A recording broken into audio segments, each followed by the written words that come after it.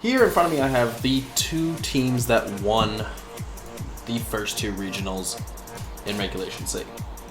I have Justin Tang's Fort Wayne team and Liam Gilbert's Sydney team. We're going to talk about each of them here just quickly, and what I think that these teams are going to do for the rest of the series going on, and just some things about the team. First one up, Justin Tang's team. I had a good chance to watch this team. I was supposed to be at this regionals, but Chicago sucks, so I didn't get to go. Okay, so some things about this team. It is a Chien Pao team, so that means it's going to be a heavy physical team. As you can tell, you got 4 physical attackers on this team. The Chien Pao is awesome because it can boost the Arcanine, the Palafin, the Dragonite, just generally a good Pokemon to run. So things that are really, really good about the Chien Pao is if you lead it with the Arcanine against more physical teams, it just shuts them down, because it basically means, like, if you're physical and they're physical, they end up back at the baseline while you end up with the advantage still. Because then they get because when you lead Chien Pao, basically it's like getting a +1 to physical attacks. And then with the Arcanine, it lowers it, so then you just end up back to where you were in the first place. Dragapult, I'm so happy that this thing came. I love Dragapult. It was really good in Series 1, really dipped off in Series 2 with Fluttermane coming in. You were so afraid of a Fluttermane that you couldn't risk bringing this thing anywhere. But if it starts to make more of a comeback, I'm definitely going to be for that. It's a great physical attacker to be paired up with Chien Pao. Dragon Darts, Phantom Force, U-Turn, Terra Blast with a Steel Terra. It's just a great moveset. Choice Band to give it even more damage next to the Chien Pao as well. Palafin, I don't like this Palafin set. I don't like having Wave Grass and Jet Punts next to each other, especially because he doesn't have any grass type moves on his team. So if somebody does just bring a Gastrodon, then it just kind of walls it. Like, they can kill a Gastrodon for sure. I'm not saying a Gastrodon is just immune to his team, but a Gastrodon is going to take quite a few things on his team pretty well. It's super effective against the Arcanine. It completely shuts down the Palafin. If it's running an Ice type attack, it shuts down it can really damage the Dragapult, and even if it Terra Steals, if it has Earth Power, super effective. It's strong against the Chien Pao as well, and if it has Ice Beam, super effective against the Amoonguss as well. It's a good team. Obviously, it's a good team, but I think Justin Tang is a better pilot than this team actually is. He's been to 4 regionals now, in his first ever year of going to tournaments, and he's won 2 of them. So I think that's more of a testament to how good of a player he is than how good this team actually is. And I think you can kind of say the same thing about the Australia or the Sydney regional as well. I didn't have a whole lot of chance to watch this one because it's at a very unfortunate time zone for me. It's on like 2 a.m. basically. It's just a good team. It looks it looks like a good amount of Series 2 teams just with the Chien Pao. The Chien Pao Iron Hands, great combo. It's basically Dragapult from the previous team. It's a very similar team to the last one. You have Gothitelle instead of Arcanine, and Amoonguss is the same. Different items and stuff, obviously. They're very similar teams, very similar sets on lots of these Mons. So not a whole lot to talk about. I think it's really going to make Chien Pao a dominant Mon going forward as people start to see how good of a Mon this is. Everyone knew it was going to be good, but I don't think they knew how good it was going to be, because lots of the discussion was, is it going to be Chi-Yu or is it going to be Chien Pao who's going to be better?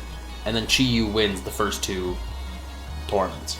I think Chi-Yu does get one. I think Ting-Lu will probably end up getting one as well. Wo-Chien, as much as I love using him, I'm not too sure, because Wo-Chien teams are very hard to pilot, and you do have to kind of put yourself in the right position. It could be a Wo-Chien with a Ting-Lu that ends up winning, where the Ting-Lu is more the focus. I like both of these teams. I think they're both very strong teams.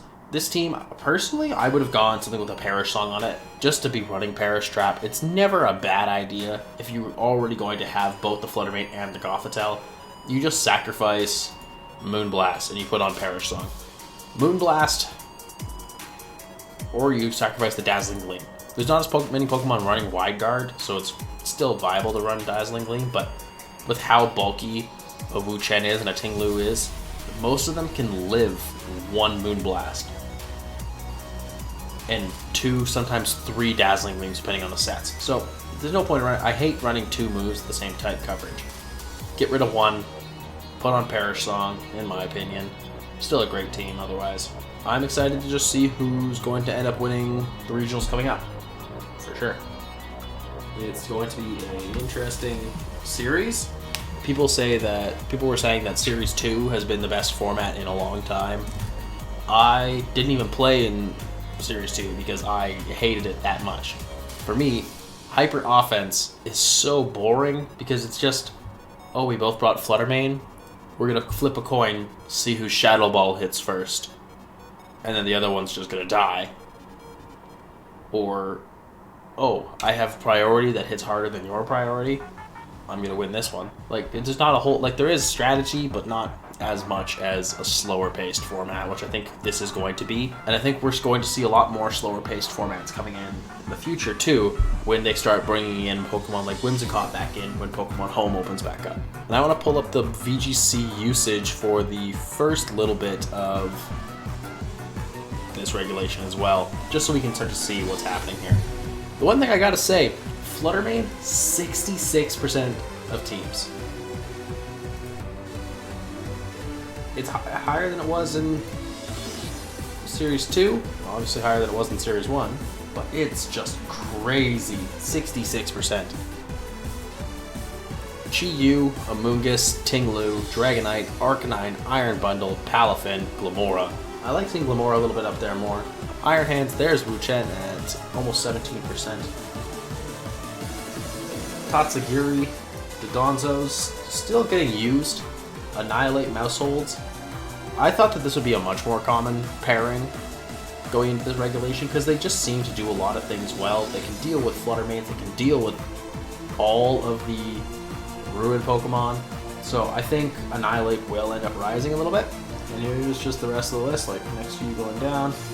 Garganacl, Murkrow's usage is almost dead, Screamtail's usage is almost dead, Mimikyu's way down. There's Indeedee F. Size Spam is dead.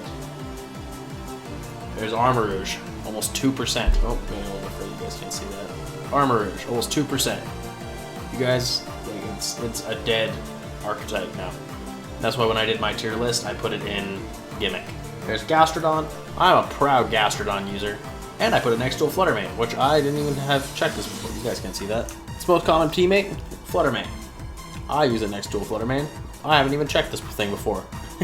Alright, that wraps up this one. Thank you guys for tuning in. What do you guys expect to see from the format going forward? If you guys enjoyed the video, make sure to hit that like button and subscribe to see my new videos and hit the bell to get notifications when I post.